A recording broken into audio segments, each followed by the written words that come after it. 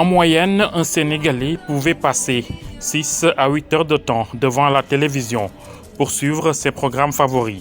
Aujourd'hui, ça a changé avec les nombreuses possibilités qui s'offrent aux téléspectateurs. Au passé, je passais beaucoup de temps à la télévision, mais en tant qu'élève, je pense qu'on a été jeune et notre génération a un peu grandi avec les réseaux sociaux. Donc du coup, on a beaucoup plus passé de temps sur les réseaux sociaux que devant la télévision. Vers les années 90, on passait tout notre temps, après la descente ou bien après l'école, on passait tout le temps au niveau de la télévision parce que là, on n'avait pas autre chose à faire parce que c'était un outil qui venait tout juste d'arriver et à la possession de tout le monde. Donc on est obligé vraiment d'être à la télévision pour voir ce qui se passe, s'informer et autres. La télé joue un rôle fondamental dans la société parce que c'est le principal canal de communication et de diffusion d'informations. D'accord? Ça a une importance capitale. Maintenant, est-ce que cette importance reste valable dans un monde totalement digitalisé ou bien dans un monde numérique? C'est à revoir. Si la télé reste ce qu'elle était avant, juste un canal numérique ou bien analogique, ça c'est dépassé. De nos jours, les smartphones connectés à Internet constituent une révolution dans le paysage audiovisuel. L'information n'est plus contrôlée, les canaux de diffusion se multiplient, le filtre a sauté. Maintenant, vous savez, la télévision, on a la télévision portative, je m'explique, ce sont les téléphones.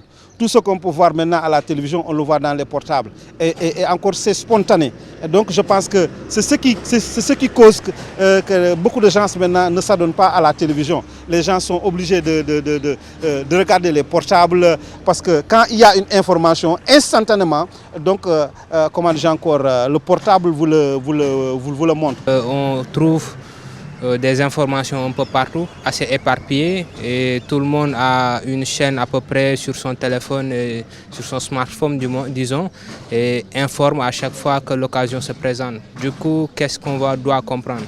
Est-ce que les gens doivent exactement se tenir juste à la télévision pour attendre qu'on les informe de ce qui se passe, ou on doit juste prendre tout ce qui tourne autour de nous, sachant que les canaux sont divers.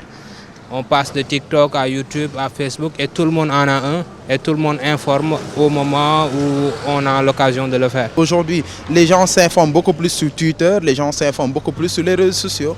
Par exemple, maintenant, à qui doit donner l'information si c'est les journalistes? Maintenant, le journaliste doit être présent dans les lieux où les gens vont maintenant pour chercher l'information. Si les gens sont sur Twitter, alors RTS doit forcément se positionner sur Twitter.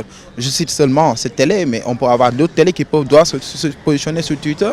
Seulement, ce serait une erreur de penser que la télévision n'a plus sa place dans l'espace audiovisuel. De l'avis de plusieurs Sénégalais, elle reste le canal le plus sûr et le plus crédible pour avoir la bonne information. La télévision a toujours son importance d'alors, parce que sur le plan de l'information, les gens s'informent beaucoup plus à la télévision s'ils veulent en fait de nos jours avoir des informations crédibles. Une télé comme France 24 sont très puissants dans les réseaux, malgré que les gens ont délaissé le monopole télé devant la télé, mais des télés comme France 24 sont très puissants dans les réseaux. Alors je dis que les journalistes n'ont pas perdu leur importance ou bien leurs impacts, mais peut-être ils doivent se digitaliser eux-mêmes. Pour le problème des hommes politiques, ils sont obligés de prendre la télévision parce que dans certaines zones qui n'y a pas Internet, les gens sont obligés de se rabattre sur la télévision. C'est pour ça que maintenant les hommes politiques occupent beaucoup plus les réseaux sociaux que la télévision. Parce que c'est normal, parce que c'est un autre outil d'information et de spontanéité. Dernièrement, plusieurs attaques contre la presse venant d'hommes politiques tentent à discréditer les médias traditionnels au profit des réseaux sociaux. La guerre est ouverte.